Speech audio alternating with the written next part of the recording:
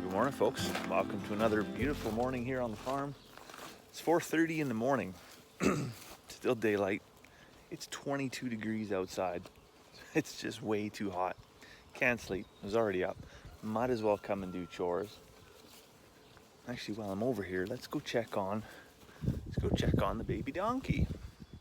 What a pair of characters these are. I really can't think of a better way to start your Sunday morning than come out and fool around with the donkeys a little bit. But looks like Sven's gonna have some breakfast there, so we'll leave him in peace and we'll check on our new baby chicks in the little chicken house. They just naturally hatched. Actually, I come out the other morning, I was feeding, and I'm like, oh, look at that, a chicken. So that was pretty neat. Every year we kind of have a few, I wouldn't call them mistakes, but natural births. We'll call it natural births. That's what we'll call it. And we're gonna have some more actually underneath Charlotte's playhouse. There's actually another hen that's laying there on a clutch of eggs. I'm not sure kind of whereabouts in the timeline they're at, but kind of looking forward to seeing what she's laying on.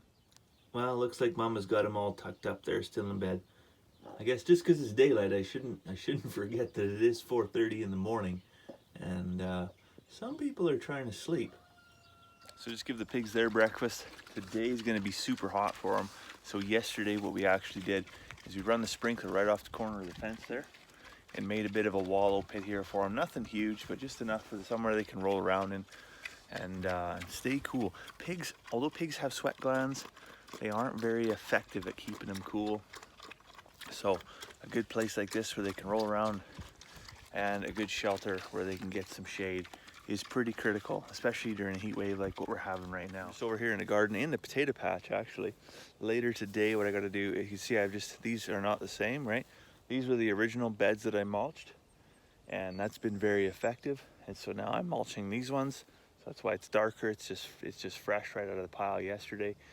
So I had to take the big tractor back to Rio Grande. It's needed for haying. So before it left, I grabbed, 2-3 big bucketfuls of straw bedding manure from over in the bedding grounds and piled it up there. And then I'll just fill up the wheelbarrows and just start backfilling these rows. So I'll do these two here, and then I think I'll get all the way up to the turnips, and that's probably as far as we'll go this year. What I do need to do though is get another chunk of garden hose, come off of that tee, and then head this way, and then take the sprinkler down there, so we can water the onions, the turnips, the beets, the peas, all that stuff at the far end of the garden.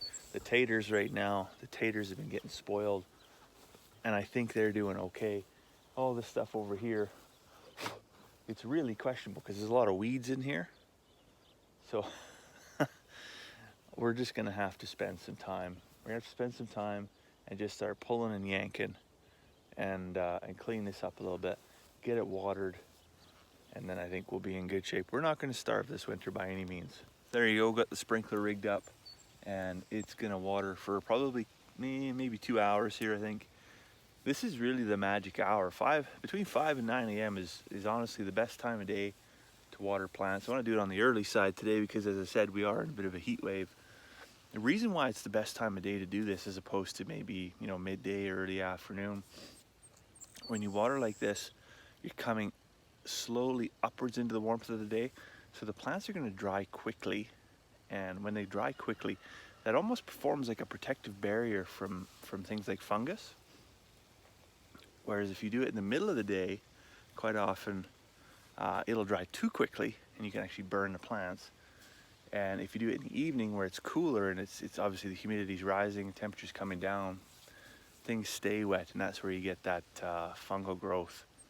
So 5 o'clock in the morning, if you need a reason to get up, gotta water the garden. So speaking of fungal growth, check this out.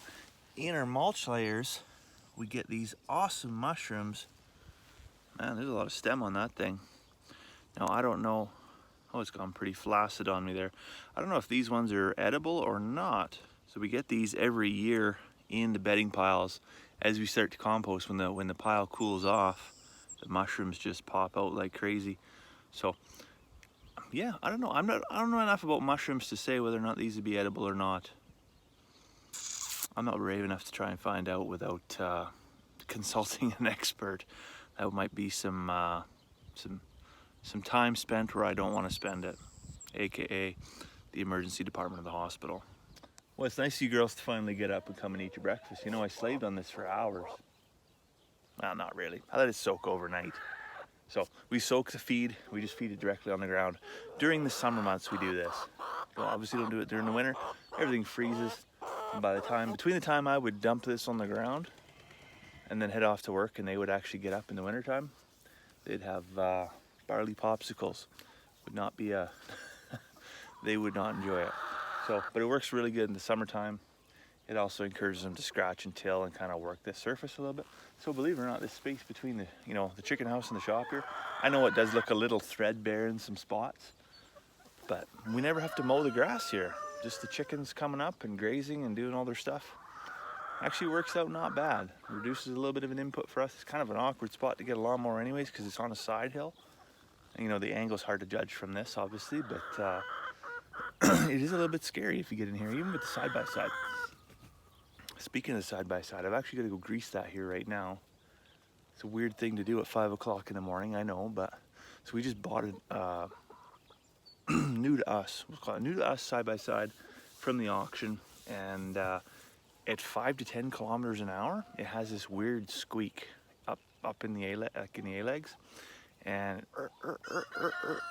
anyways, 50 kilometers an hour, that disappears. And so you can tell where it was driven typically before, right? I think most of its life was spent at 50 kilometers an hour where you couldn't hear the squeak, otherwise they would have greased it, right? So around here, we're just kind of putzing around the yard, down in the field, go check the sheep kind of thing. We spend a lot of time in the squeak zone, and it's super, super annoying. So I'm gonna get the grease gun out, get the thing lubed up. Well, I tell you, these Polaris engineers, when they put these grease nipples in, they sure tuck them way back in here, in behind the guard. Darn near got to take the tire off just to grease the thing, but got her all lubed up. She's ready to go.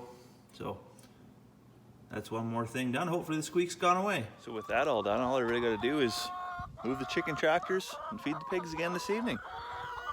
I don't know what I'm going to do with myself for the rest of the day. Maybe I think, yeah, you know what? We're going to head to the lake, so it's going to be a good time. Anyways, for now, it'll be a really good time to go inside, mix up some chocolate chip waffles. So I hope you have a fantastic Sunday, and we'll see you tomorrow.